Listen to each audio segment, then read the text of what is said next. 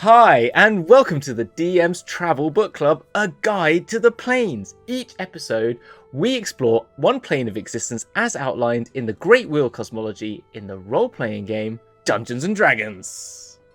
So, I am here, as ever, with the fantastic, the fabulous, the wonderful Fiona. Hi. Over here. Thank you for having me. Always to my right. Always to your right. And, yeah, how are you doing, Fiona? I'm doing well. I am so excited to talk about this plane today. I think after just pandemonium in general and just being like, well, this is terrible, where else can we go? And we've now flipped to the other side. Yes. So I am very excited to talk about this particular plane. What plane are we talking about? Let's not leave our listeners and viewers in suspense, even though it's written all over the show notes. It's all over here. Yes, so we are talking about Arboria today, the plane of Arboria. This described as sort of larger than life and as quick as a change of heart, which I was like, ooh, I love that as a thing. And that line really summarised what this plane is about. Yeah. So yeah, this is a chaotic good plane. So obviously last time we looked at a chaotic evil plane, and we've just gone flip to the other side and see what could this plane offer us. And I think what's interesting, just before we get into it, is that certainly in the DM's guide, a lot of the good planes, certainly lawful good and chaotic good planes, don't have that much on them compared to, obviously, with the book that you sent me, the Planescape sort of books of chaos and all that sort of thing. They have a lot more detail on them. So I actually didn't know too much about Arboria until we started doing the research for this, and there's loads. There's loads of stuff in it, and I'm just, really excited for it.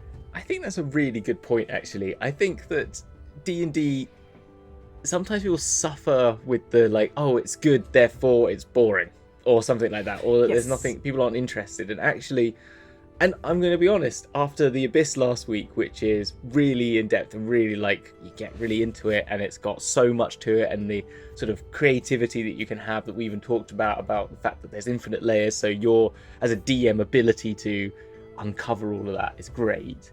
But then when you hit into Arboria and I started reading it, I was like, oh, this is actually really cool, and there's so much more to it. And I think it makes me more excited about reading about more of the planes of existence that are good than I used to.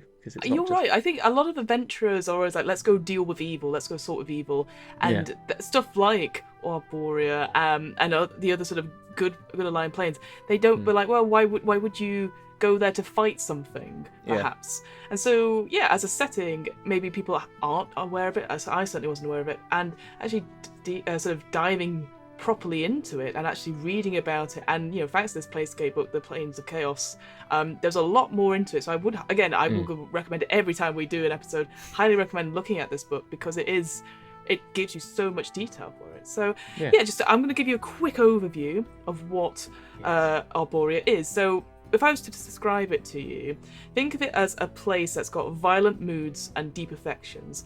I would like to put it to you that it is like a teenage girl's diary. Right. Yes. Because let's face it, well, it doesn't have to be a teenage girl. It could be any teenager's diary or blog post or live journal, when we used to have those back in the day, where you would write all your feelings and they would be unfiltered, they would be raw, and any slight against you, you would blow it up and you would make sort of big changes in it, and it'll all be sort of contained in this space. And that's how I see Arboria. It is a place where it's sort of described as rage is as common and as honoured as joy. And that is like, whoa, that's sort of, that gives that sort of, it's okay to have these unfettered like emotions, and it's you should express them. It is a very expressive place, not unlike the Feywild, as we sort of were talking about in last episode. So this idea that your passions are burning like brazenly and brightly until they just burn out, and that is okay. So that's what I like about this. It's all about the emotions on this sort of epic sort of landscape level. As an English person, watching American TV, it's like American TV is real life. Like everyone's emotions are ramped up to 11, and if someone's gonna have an argument about it or is upset about it, instead of being like, they kind of go, "Why you? I can't believe you do that to me!" and fisticuffs and all that. Fisticuffs, what am I? So no, but it can, like, there is this idea that if you have a whim, it's backed by steel. You're going to follow through on that emotion if somebody has slighted you. Whim is backed by steel. That's 100%. Yeah. So and there's something that we both picked up when we're talking about players on there. We were talking about the fact that you've got to ham it up. Yes. There's a great little like a advice to players, which I don't believe was in our Abyss chapter when we looked at it per se. I think you're just saying that it's miserable here, you can't survive, don't even bother, Yeah, exactly. Whereas here it was saying to the GM specifically, like, tell your players to add melodrama, really ham it up, and there was a great line that said, always have a strong reaction to a situation, which I think is just a great thing in life anyway. Just have a strong reaction to show your things. And for me, maybe the easiest way to think of it, if you're really struggling to put a theme to it, is just think ancient Greek, heroes and myths and legends, because it is very much inspired. Certainly a big part of Arboria is inspired by those sort of Greek legends and stuff. So this idea that you have pure entertainment but with really fragile egos leading the charge. So I just like that as an image as well. And the actual view of it, if we go on to the geography of it, yes. Imagine. We move into the next headline, geography. Geography. Sorry, I forgot. We've got headlines. Geography. So this place is described as wild and pure. If you haven't got that already, there's a great line in it that said, "Arboria's wildness just doesn't quit," which I was like, whoa, what a great line. So you can imagine just for miles and miles around this beautiful landscape, which is just abundant and expressive and beautiful, and it talked about the weather being able to easily turn into violent storms. It's very much the Thomas Hardy, that sort of any descriptions of anything. It is showing the mood. It's like if you've watched Encanto recently, there's a character in that whose power is to show her feelings as weather. And it's just that sort of thing where it's really cool, and I recommend Encanto. It's bloody everywhere. I know. I really do want to watch it. It's on the list. You would absolutely love it, Hamilton. Go on. Oh, there's just to follow up on that sentence that I've highlighted. As though it's been said in many places on the Great Ring, in Arboria, it's true. Every mountain is the highest, every forest is the lushest, and every ocean deeper than can be imagined. Arboria's wilderness just doesn't quit, as he says. Yes, but I think It's just that beauty, awe-inspiring, and I can actually feel myself being there. And you picked up on something else, didn't you? This line that talked about it being the breadbasket of the outer plains. Like, what a great word. Yeah, Primes say that they've never seen bounty like that of Arboria back on their home plane, and it's true that the fish are enormous, the game is plentiful and trusting, and there are almost always fat hares and thick-furred foxes in trapper snares. But then clueless Primes are easily impressed, because that's where the humour comes in. But it is, and it's the fact that it says in there, people will try and sell you pure Arborian beef or bread or flour, and most of it's bullcrap. But it is what feeds the sigil and stuff like that. It's because it's so easy to grow things, but everything is like humongous and grand and epic, and it's that sort of. I think that's the difference. It's not. The one we'll come on to much later when we come to Arcadia, and I think the differential I have in my brain is like, this is like Norway and New Zealand and Greece and America, like Grand Canyons and massive rocky mountains and a lot of sort of expansive like plains of just wheat and stuff like that, whilst Arboria is little rolling country hills of England. Do you know what I mean? Sort of, that's what I see it as, little misty moors and very sort of just agrarian, but not sort of like, and pastoral, whilst this is sort of like abundant and sort of bountiful. Definitely. I like that, this idea of the huge steep mountains and all the little, like, almost like toothpicks of trees essentially, just all covering it. It's so beautiful. But again, going back into the geography of it, so Arboria itself, and again, this is what finds out when you read a book or two, there's actually 3 layers of it, and the most not even obvious one, the most visited one, which it's what I got from this, was it's just called a sort of Olympus and Arvandor, which is basically just the 2 realms essentially that are on the topmost layer.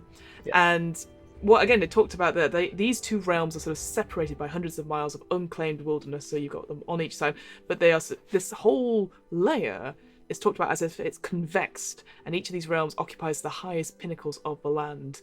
And I was just like, oh, what a view! Like, it would take ages to travel to them. Not that you would necessarily travel between them, I'd say, but just be able to look out perhaps and see way off in the distance just another city or another sort of realm far away, but on the same sort of level as you, as it sort of dives down into this beautiful sort of concave thing. It's just really cool. I'll quickly go on to the second and third layers, because I'm sure we'll come back to this, but the second layer is Osa, I believe that's how you pronounce it, which is, it's sort of called the Endless River, this sort of ocean layer, which is habitable to those who can breathe water. And it's described as this sparkling realm of underwater and wonders and that sort of thing. So again, very cool. We've yet to go to a really like water plane in this series, so it was just really interesting. And he talks about it, water being a state of flux, so again going back to those emotions and sort of that drive and stuff, and really giving a character to that sort of thing. What I thought was really interesting about Osa as well, to differentiate it from some of the other ones, is it does have as an outflow of the Oceanus River, which we'll come to, which kind of starts in Elysium, Thalasia, I think it's called, Thalasia, which one of the things there. But for the seas of the Osa, for the most part, are no more than 3 feet deep over most of the realm. Whoa. So it's actually just this sort of wading pool of water, which kind of freaky. This sort of like for like miles around. Yeah, it just reminds me of that scene in one of the weird episodes of Pirates of the Caribbean when he's in that dead land and he's sort of in that water that just comes up to knee height sort of thing, and it's just endless. It kind of feels like Dead Zone, doesn't it? And then and then chasms open up to where the great god sea powers live and stuff like that. But there's some cool places on that land as well. And then you were going to say that, and the third layer, what was the third one? Yes, so I believe Penlion, I believe it's called, or how did you? Pelion, there you go. Pelion or Pelion? It's because it's spelled Penlion, I think. Pelion. So this is so different to those other two layers. It feels very. I think it talks about in the chapter that it is inspired by sort of Egyptian myths, and that's the thing. It's just a huge dusty place of glowing white sand, and it talks about gods that are there, sort of undead gods, and sort of it's certainly the Egyptian god of wealth and the dead. Is that's where her realm is, and I'm just like, oh. Yeah, no, I liked it because it says like the Egyptian gods have all left there because they have other realms in on the plains, but because their sort of power has dwindled, all that's left is this dusty, sandy sort of. I just see it as an infinite Sahara. Do you know what I mean? That sort of thing, and the bit about Pelion actually that really gets me is just the sort of is this idea that there's like all the Titans, when they go to die, like the Titans go to die there, so their carcasses are become like hollowed out homes and stuff. But also there's so many, because of the god of wealth and treasure and death is there.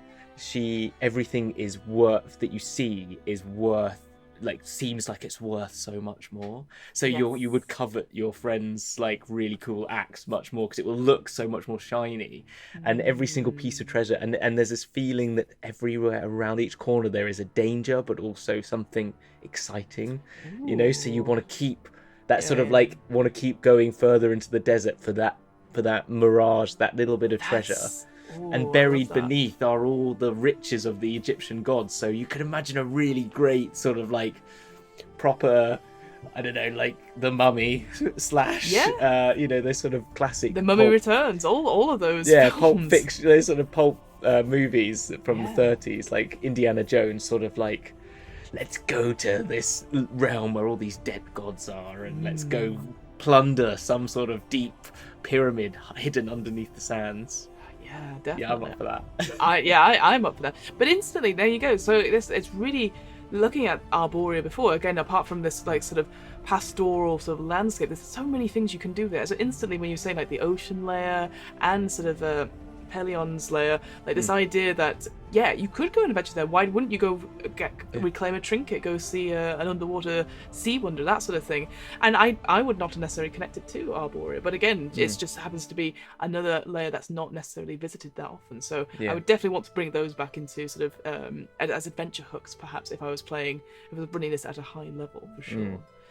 I was about to sneak into that because you did mention, obviously, this idea of this third power. So obviously, like the Egyptian gods that have left, but there is sort of their dwindling power. And I will say the history of Arboria is really interesting, and I would highly recommend those people who are really interested, certainly in Arvandor history, to look at Mordenkainen's Tome of Foes, because it's all about elven deities. And it was just lucky happenstance. I just happened to be reading about the elves and stuff and reading their lore, and I was like, oh, I know where this place is. It's on bloody Arboria. So, but yeah, so it talks about these two sort of big pantheons, the sort of the Olympians and sort of the deities of the elves, throwing out the old province of these sort of titans and giants. So again, it's sort of big history of it as well, and then changing it so that you have the Olympus with the sort of the Grecian sort of gods and Furies and Hercules and Theseus and all that sort of mythology there, so which is, you know, probably quite familiar to many of us in the Western Hemisphere, perhaps. You know, we've grown up with those sort of stories. But then on the other side, you have on Arvandor, you have the elves, you have the elven courts, and there's a thing like with the history of that and how Loaf fell from power and the elves were cast out onto the material plane, into the Feywild, into the Shadowfell, into, well, the Abyss as well, because obviously Loaf is now a demon lord of some description as well. So yeah, really interesting that as well. But, and this is the thing, I guess, again, the history of the elves here, it talks about the father of the elves, and I know I will get this god's name wrong. It's Coralin, I think their name is. The father of the elves, who is this person that could change their appearance at whim, and, you know, be as sort of whimsical and be as furious and all that sort of thing. So really embodying these emotions that Arboria has. But when the elves chose to follow Loaf and sort of like fixed their appearance, you know, gave up the power to change so that they could have sort of be united in a different cause, that's when this whole rift sort of happens. So again, really into that sort of emotion and that sort of like, how dare you betray, why would you give up this wondrous sort of thing? And because I'd always felt, for me, like elves are very haughty and sort of, you know, graceful, but they didn't see those. Whereas actually here on Arboria, the emotions really come through and are really different, and it makes them just striking as a result, or any elves that you see in Arboria and certainly in Arvandor. Yeah, I think that's the thing, and I think that's something that's an interesting point, isn't it, with elves? And we've, you know, there's a whole more conversations we had about elves, but how they're played and how people. But there is, I even think in like Lord of the Rings. So like in the Lord of the Rings trilogy, they're kind of given a sort of haughtiness, but also like a very stubbornness to them. And that is a very emotional thing, stubbornness to a certain extent. But then in the second one, there's actually a little bit more of that emotional quality comes out in the Hobbit ones, doesn't it? You know, with the characters in that, where they're very much more like, I'm not going to fight with these people. Like, I don't know. It's just kind of funny how they are majority of the time they're given very much a sort of like reserved, stubborn, sort of boring face to it. But actually, and then but then in other cultures of like thinking of like, well, just like elves and fairies and stuff like that, sort of more fey creatures, and the sort of Feywild nature is much more about emotion and sort of like reactive and more playful, and it's kind of it kind of gives a bit of both of those worlds to them, which is quite nice, I think. Yeah, definitely. And I think here in Arboria, like I'm always going to keep going back to this idea of emotion and melodrama. Like, it is a slight, and again thinking about this connection to the Feywild as well, this idea of like the sealing court as well, and the sort of elven primal deities and stuff. Like, it all sort of makes sense that this sort of emotion, this is the strongest it ever is on Arboria. And it's kind of weird in a way that it's slightly different in like the Feywild and in the Shadowfell, that these feelings, they are there, and it's just a different kind of thing, I guess, because it's each of them have their own powers and their own sort of domains of delight and all that sort of thing. But whereas here, it's not even everyone for themselves. It's that sort of thing where it's so intense to the point where, you know, you as players are told to, you gotta ham it up, you gotta be that person and stuff, and like take things seriously, take it as a personal attack if you should see it as a personal attack. So I just thought, I think the thing is the difference. I saw the difference between Arborea and the Feywild. It's like the Arborea is where the gods live of those who exist in the Feywild, because people in the Feywild are just archfey. They're not gods. They're not deities. They're just very powerful Fey creatures. I mean, they are nearly gods. They're sort of demigods. But then, like, Arborea is like the ultimate example of what their existence is. Whilst the Feywild is a mirage or a mirror or a reflection of the material plane, but with a hint of all that Arborean sort of qualities, I guess, in some respects. And that's sort of very emotional, because it's very emotionally reactive, the Feywild, whilst Arborea is very much demanding emotion from you, if you know what I mean. Whilst if you are in the Feywild, you don't get more emotional, but as the more emotional you become, the more able you are to affect it in some respects, isn't it? So that's a really good sort of comparison, actually. No, I really like that. I really like that as well. Was there anything else to add on the politics at all? On the politics, I think there's some interest. I mean, there's a lot of things I think that go in that, but maybe they move more into our next topic. But I think the only thing to say is that, as with all planes, there are deities and there are proxies of deities, which I don't know if we touched on in the Abyss so much, because there's not so many proxies because there's the demons. But in other planes, there's people who have died and their spirits go to the plane that fits their sort of beliefs and emotions, or however that sort of works for them. There's lots of different ways it comes to that.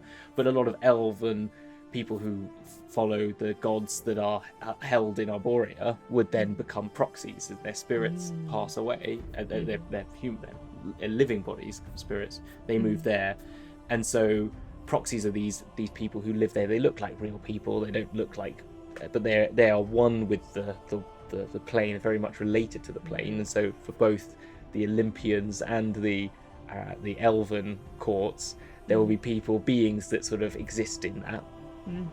And so I think that was worth noting. And the other one was the nature spirits. Yes. Which is a very political thing, because you talk more about them. You're an expert. So.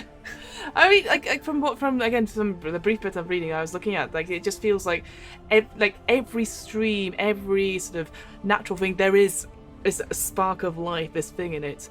And so, like, you'd almost need to ask permission to come into this thing's land and stuff like that. And so if you sliced it in any way, you will know about it. Again, going back to that idea of the weather as well, like storms could kill. You could just be passing through, and just a gentle slight that you could, again, for you might be seen as insignificant, but the rain around you, the clouds, would see that as a complete, how dare you come into their territory, how dare you cross their lands, and that sort of thing. So that was, again, the nature itself is speaking, and there is feels like almost a spirit for everything. Like it feels like, again, a lot of politics if you were going to go from one realm to another, So it's just fascinating. And again, as a DM, I'd be like, that sounds like a lot of role play to get through every single bit. So maybe I was thinking, like, reduce it down. I was thinking that what I would do is I'd be in like a realm where it starts raining, and if they start whinging, I'd make it rain more.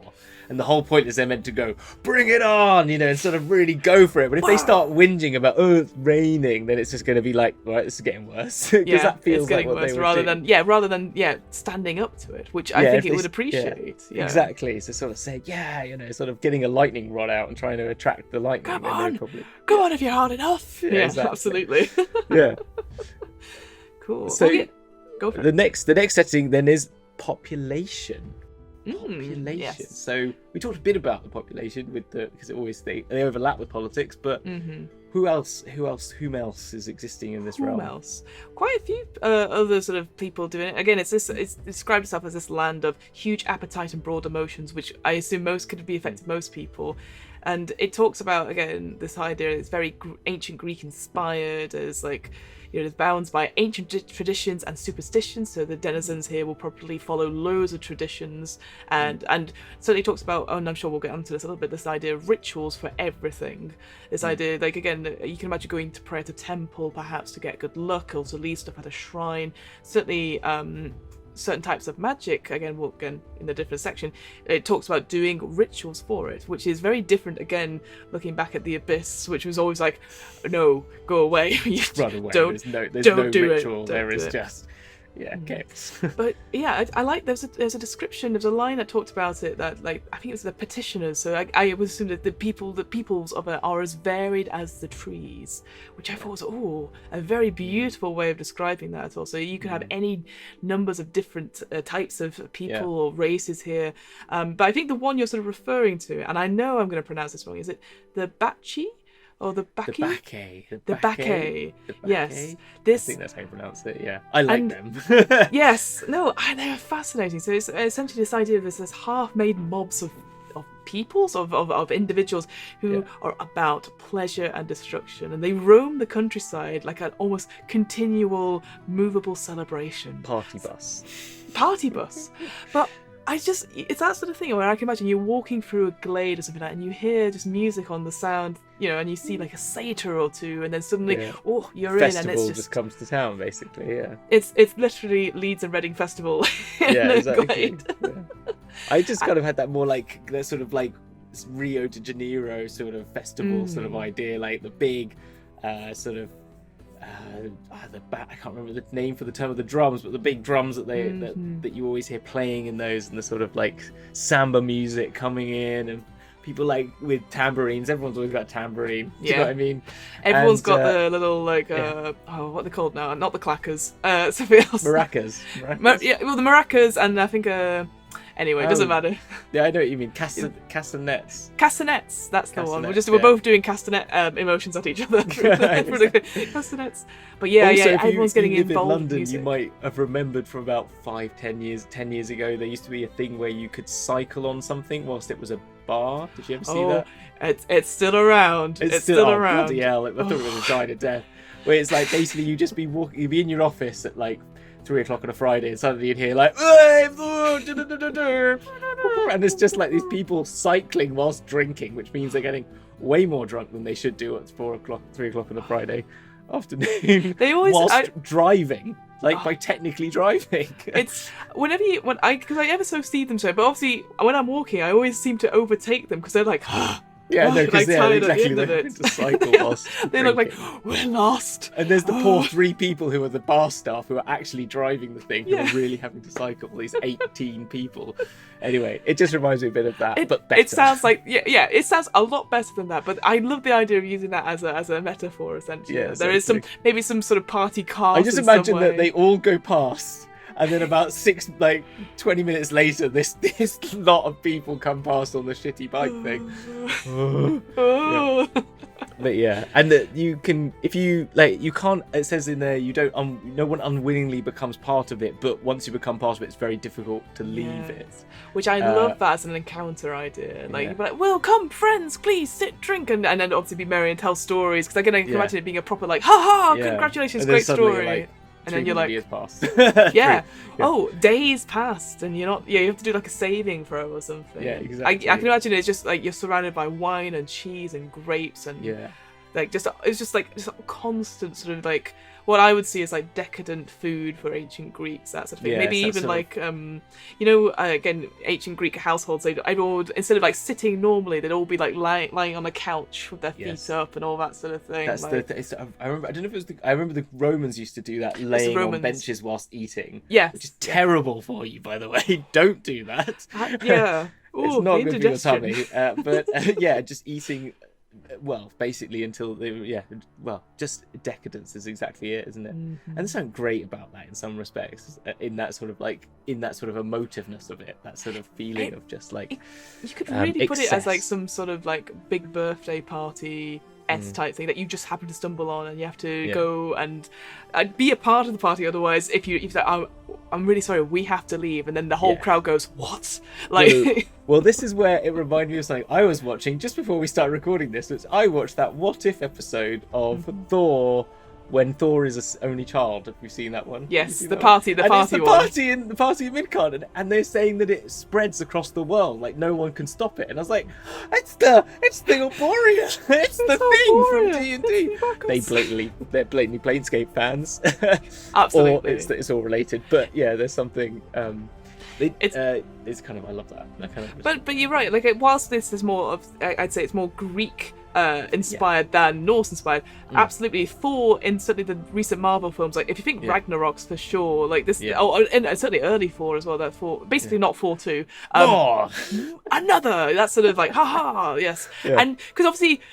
When he's opposed, you're like, hey, you got to keep it down. He gets very, very serious, but overall, he's like a really personable kind of chap and that sort of thing. So that's why I like to see all these people are just like very personal, very lovely, charismatic. But you're like, something's not right, and I don't know how to tell you. Exactly. It's not. You're way too excited by this all. Yes, no, I think that's very true. It does mention that the Greek gods are the only they said they are the most emotive gods, bar the Norse gods, but they have their own other plane that we will come to later on, they do, which has got its own sort of more, because this is, and that's probably the difference actually. And I think it does, even though it says here if you go to battle or you go out to the world, you better either come back with your shield or on it. It's the same, isn't it? Yeah. And I think, but whilst when we do hit on Isgard and that level, it is more about battle is everything. Everything is about the valiance of battle. Whilst this has a battle as part of it, but that is only in the quest for adventure and emotion and life and fulfillment of all excesses, not. But I feel that Isgard is much more, which is actually under the planes of conflict, is more about the glory of battle. Definitely, definitely see that. And that's the thing. Because sometimes they do. You always think they do slightly merge into one, but I think that's a really good point to make that difference. That there's one that is more conflict heavy, and this is definitely more decadent. Be the life of the party, that sort of thing. And I think I got this line here that said, "Denizens live lives of hedonism, quick fixes, and no restraints." And I thought that makes sense. Like whereas I can imagine, like you said, like Isgard, that sort of thing. People are fighting, and it's going to go forever and ever. They don't want that. They don't want that. Thousands of years of conflict was great for them, whilst this is more like, you could imagine this is more like fight, and then huzzah, hit each other on the back and go and have a pint. That's reminded me of there's a I can't remember which show it is, where it's, I think it's an HBO show, which is Catherine the Great, and it's obviously all these it's about Russia and that sort of thing, and obviously how the noble families are like, what do we do? But it's all played by British actors and in British accents, so they go, huzzah, you did it, my lord, hooray! And even though it's all like decadent and people shooting each other, and it's like, we did it, huzzah, I leave now. It's that sort of like bravado about it, which I love. And the final thing I wanted to sort of mention is that the monsters, the sort of things that you encounter here, again, very classical Greek legends. You'll have your minotaurs, you'll have your various sort of serpents, titans, obviously, that sort of thing. So those are the sort of encounters you're going to have. All those sorts of things. All the fun ones. So those are the kinds of inhabitants we can have on Arboria. That's right. So, what do we move on to but special effects? Special effects. So, there's a couple of things here. So, again, comparing it back to the Abyss, compared to the Abyss and many of the other planes, Arboria is actually much kinder to the mages and magical stuff, as long as they respect the nature. And it's that sort of like, you respect one's work, respect one's sort of authority in a place. So, I've written down here that everything is like a ritual. Everything is like a procedure, but there's a lot of prestige in it. Everything has got its purpose and its moment. And it's very ritual. It's very ritualistic and stuff. And again, you can imagine like the spells you do, and I think you might talk about this, like the idea that they are sort of related to more classical ways that people would use, like doing these ritual stuff. So it's again much kinder, because it's almost like a great reference to use these magics, as long as it doesn't go against the superstitions and the sort of those traditions. Like for example, they do say they have very little patience for tampering with the natural processes. So anything necromantic or bringing back the dead, that's really frowned upon per se, and that's probably the only thing that would get you like a comeuppance, I would say. Yeah, no, exactly, and that's and it says on that is if you go to the province of Hecate, I don't know how you pronounce it, which is the province, which is the god of death sort of thing, that it would, you could only go with her approval without the sacrifice to her of a fatted black calf or sheep or pig, which serves as a spell key. Sort of these very ritualistic, classical wordings, and sort of, as you said, like divination requires you to read entrails and the omens in like these old sort of, you can imagine tarot reading in this world, couldn't you? Do you know what I mean? And all those sort of like reading of the stars and the star signs. So, you know, Gemini is in recess and Mercury's in retrograde. It's So, always in bloody retrograde. It's always in retrograde. It's never in.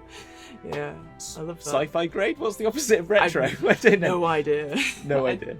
Super grade. It's in super grade. Super grade. That's and then charm effects is if it backfires. So they work much easier, but if someone saves by more than a certain number, or you can do a roll for it, they might just go back at you with a berserker rage until you stop them, which is kind of cool. So it allows it, so it's more likely to happen by double your spell proficiency modifier. So you have double proficiency in your spell attack, in your spell save.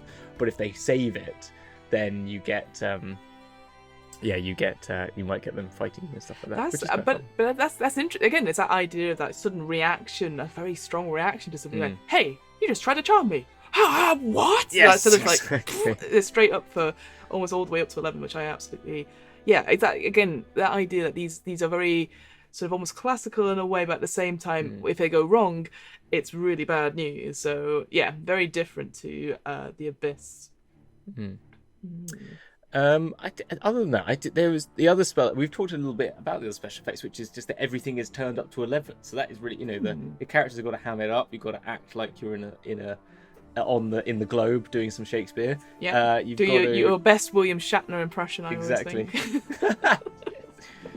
When he does space? Is a Rocket Man. Rocket Man. Last night. Rocket Man. Rocket Man. It's so good. Oh, I'm gonna have to cut some of that in right now. Oh no. So Absolutely. It's amazing. Or at least link to it. You have to watch the whole thing. You have to watch it. Yeah. You do. I guess I did sort of go on to what to be wary of. Then I think it's a nice sort of thing. So I know all we've ever talked about in Arboria, but the one thing we're hammering home is that you will be emotional, right? Yes. This idea of like, you know, everything. It's almost like it's unfettered. Like you can be yourself and express it, even though really, like if you express yourself all the time, it's no good. That's the reason why we have these diaries and we keep them locked away. Yes. So we have filters. The filters, you know. But so the optional rule, as we always we talk about on this podcast, this stream, is this idea that there's an intense yearning. So if you obviously come into this plane, whenever you leave Arboria, you have to make a charisma saving throw against a DC of 5 plus 1 for each day you've spent on this plane, which could be obviously many days, because you might just end up here, maybe come for a bit, and then you're like, oh, it's so lovely here, and like you said, get trapped into these never-ending parties.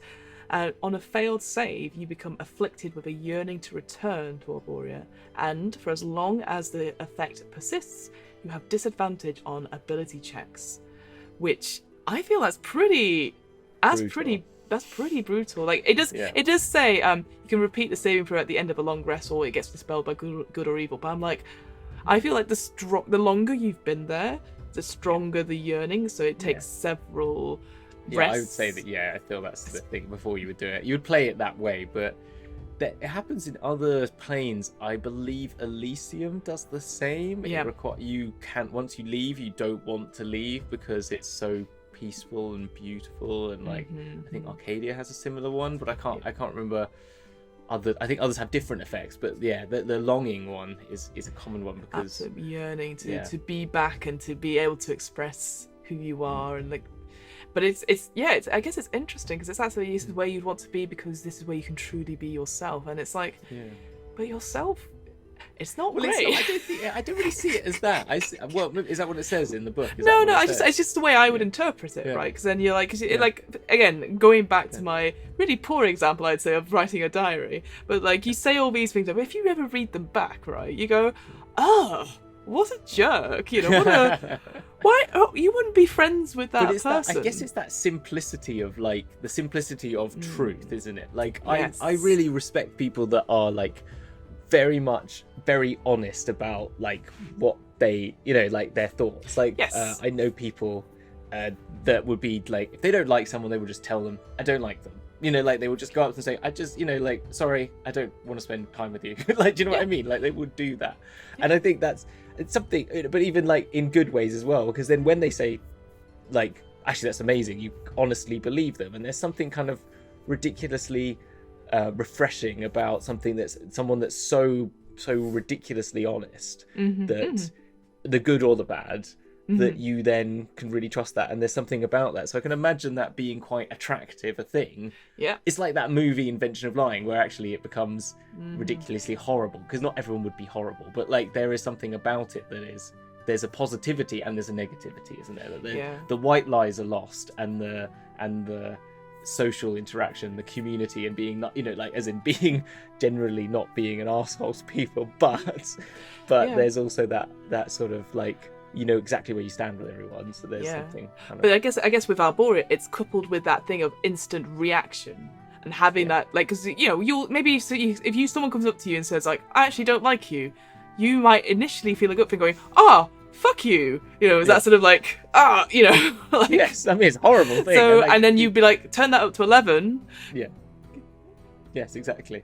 And also exactly, I think that's but then maybe you would realize that I don't know, it's I think it's a very interesting thing to play with. I think it's a very it's just an interesting thing. Because you could take that reaction to if that's a really, like, if you took that example, you could, if your players are up for sort of like investigating those sorts of philosophies of things, you could really go into like, well, how would you react to that? And actually, would that matter on that plane? Like, if someone just said that, would those people care because of the emotion, or would they not care because of the truthfulness of it, or the sort of, or does it really matter, or is that how it actually plays out? Because it's a whole new social dynamic that actually you say those things in order to gain a reaction because you want more emotional reactions. You know what I mean? So there's sort of so many layers to it. I think it could be really. That's what I like about it. It's quite fun. Yeah, and I think there's a lot to it, and like you said, we could really play with it as DMs and players as well. So it's something different. That's not necessarily it's really good here. I think there's a lot of stuff you can really do with it. So yeah. So that we've gone through our usual headlines. What then, Fiona, do you think is missing, that we've skipped out? Anything critical that you think like, but wait a minute, the Columbo one last thing that you'd have last thing. I love that. So as we sort of discussed in our Abyss episode, there was obviously a couple of places where we were like, cool. Obviously we had the plane of portals, that was really cool. For me, again, loads of stuff here, lots of stuff with Arvandor, like, sort of just really interesting thing. But for me, the little cool thing that's sort of tucked away a little bit, like a paragraph or two, is it's Evergold, this fountain of youth, which I just love the description of, this idea of a pool of gold-flicked water surrounded by a crystal basin. And it just made me think of all those gold-flecked vodkas, all that sort of big party drinks. Yeah, Goldschlager, yeah, exactly. And this idea that there is a goddess that sort of looks after it and is always looking very youthful, and it's this idea that youth, you can go into it and get an increase to your charisma score and look much, much younger, but it's only temporary. Yes, and only temporary, I thought, I like that. I thought, again, it's another idea of, I want to go back because I need to have a top up. Yeah. That's sort of like, I need to look good. So I just anything Fountain of Youth, it always reminds me of like Indiana Jones and the Last Crusade, that sort of like, I just think it's just always an interesting concept. That, again, another sort of venture hook, like, let's go to this place and get the water for Fountain of Youth, whether it's for yourselves or for another person, that sort of thing. And it's just, as a concept, it's a weird thing. Like, I don't know about you, Hamilton, but I hated my youth. I don't want to look any younger than I do now. I'm happy with it, but obviously it's one of those things that's always used later on. Then I'll be all right. Yeah, I guess maybe. Yeah, I'd go to there and be. I don't know. We've both shared pictures of ourselves looking very young on our Discords, and we're like, I wouldn't want to look like that again. Yeah, I'd go back and have a different haircut. That's the right, thing. okay, I see. I guess it doesn't say that you just look more youthful as you do now, rather than like frosted tips or long goth hair. Yeah, exactly. Yeah. I'd like to be youthful, but with a better haircut. That's basically it. Fine. With the same confidence, we're looking youthful. Yeah, different haircut. Exactly. Sure. Yeah. What about you, Hamilton? Is there anything that we've missed that you're like, this is really cool, really interesting? The only thing that comes to mind is like when we talk about population, was the Sensates is one of the factions that we talked about on our Factions of Sigils show, which there could be a link right now. It's like somewhere by pointing in all directions, it will turn up. It'll blatantly, turn up, anyone who's at slow-mo, I do this and it ends up like down here or something like that. But yeah, it it's comes the one up. place I don't point. But yeah, the sensates are literally the faction that embody this idea of, really, experiencing all emotional states, all sensations. Everything is the only way to understand the truth of reality, and that's how the sensates believe. And therefore, Arborea, as the home of heightened emotions, the best wines, the best foods, the best parties, it's going to be it's a second home to the sensates, because it is the sort of excesses and hedonistic lifestyle that they look for, along with all the other stuff that the sensates want to do, which is basically travel the world and do everything. But and I think they're an interesting bunch. A lot of bards. If you have a bard, I feel would very much feel like the classic, your quintessential bard. That is what I think the sensates are. That sort of like, So I think it's just that they're just an interesting faction generally, and I think if you're looking for a relationship, we sometimes talk about what adventure hooks you might do for this. There's a really good way to get yourself from the central hub of the plains being Sigil into Arborea would be, a sensate saying, I want to find this amazing grape that grows only on the cliffs on the side of Ossa, where Ossa meets Olympus, and you must travel there. Or I've heard of a beetle in Pelion that tastes like the freshest fruits you've ever had. Super juicy, juicy like beetle. And so you've got to go into these and then you stumble upon some sort of ancient Egyptian crypt, and it's all fun and stuff. There you go. I love that. I think that anything like that where you have to travel down into different layers, I think would be really interesting. And so you get the full Arborea experience as a traveller.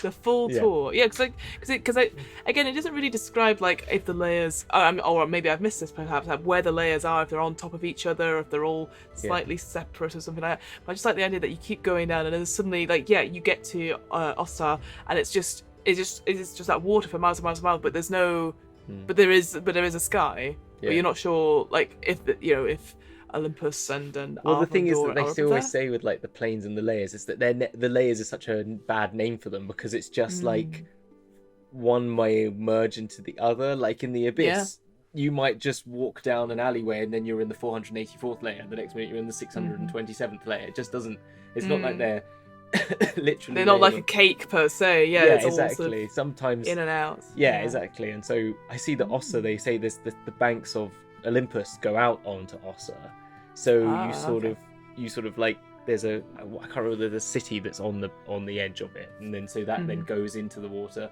because then that turns into the sea, which then becomes part of Elysium. So it's kind of like their boundaries are I see it as a very ethereal sort of maneuvering. Because I could see you like traveling Ossa on a boat, but you can get out and walk beside the boat, and then you see this vast desert just rising out of the water as you get closer and closer to Pelion, and then suddenly it's just this. Before you even know it, your boat just lands on a beach, and then it beaches itself on this bay, and then suddenly you turn around and the bay is just it turns into a mirage in the like it's just an oasis. So no longer Ossa is just an oasis that's left amongst it.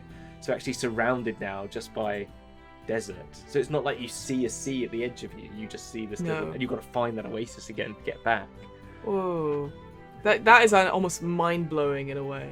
The idea of like almost like like escape room type thing where you turn it around and it actually is a box that you just pulled from a wall or something like that. And it was a painting before and stuff. Exactly, that sort of thing. Yeah, I think that's how I kind of see those realms. It's got to be very much. You've got to get poetical or something. I don't know. Well, and going back to that sort of Pirates of the Caribbean reference you were doing as well. Again, that idea that the waters rise up and there's big ships that have been moored there, and you get up and actually they're actually really small as you turn around, and it's just like little toy boats. Or there was a boat like you saw a boat 6 miles away from you, and then when you look again, it's just a wreck in the desert or something like that. Yeah, I quite like that. It's good. I like this. Let's go. Let's go now. Right. Let's go now. Well, no, unfortunately, I think we've run out of time. Yeah. Well, no. These guys can go, and we'll go. Oh, to well. Arborea. Okay. Cool. Yeah. Cool. All right. I'll pack my bags. Yeah. So Hamilton, do you know what plane we're doing next time? I do. It's a fun one. They're all fun. Yeah? But this one. They're all fun. This one comes out the box fun because it's Limbo. It's the ever randomness of Limbo. You know, this is. I just watched Ron's Gone Wrong. Have you seen that? Out Your Box Friend? No, I've not. It's on Disney Plus, isn't yeah, it? I'd recommend. I've enjoyed it. But anyway, just out of the box randomness of Limbo. Yes, we're going to Limbo, where everything is always in flux and everything is ever changing. It is chaos. It's the extreme example of pure chaosness. So it's like on the axis, it's chaos. Like on the northeast, it's your chaos. It's your chaos. And and it's got some interesting people there. It's got the Gisserai hiding out in Limbo. It's got the Slardy. Gotta love a good Slardy. Who doesn't love a good Slardy? So it's a fun old place, and so I'm quite excited to go and explore. I love how we've gone from evil, good, and then now chaos. Pure chaos. Pure chaos. Yeah, this I got it down as like a rolling soup of impermanent matter and energy, which I think is a good description of it. And the Githzari, we've done an episode on them before for DM's Book Club. They are fascinating. Githyanki and Githzari are just really interesting as well. I like that. We've got one in our campaign, and so reading some of the stuff about them is really good fun. Fascinating. That'll be that. And well, until next time, everyone, you can subscribe to our YouTube channel and catch up on previous episodes of the VOD of our sibling show, the DM's Book Club, and I'm sure there'll be some links at the end. But I guess until it's at the bottom always bit.ly/DMBCYT. YT, yes, but hand gestures are optional. Yes, sorry. No, not at all. But we are very old. We wouldn't be welcome at the party. This party bus. We would be I feel the party bus is for all ages. I feel that's. You think? Yeah, I think Arborea is about everyone gets involved at any age. Yeah, I think. Fair. All right, fair enough. I would be. It's not 18 to 30 Club Med. I guess because that's not my kind of party. I'd be like, oh, can you turn down the music? Yeah. Oh. I guess that's it. Yeah. Well, maybe Arborea is not fun. Maybe Arborea is not fun. I can't hear you. I think you need to go to Elysium and have a little rest. I think we'll go to Elysium and then I'll have a little nap there whilst you party on in Arborea. I love that. All right. Okay, all right. Until next time. Catch you on the flip. Catch you on the flip side. See ya. Bye.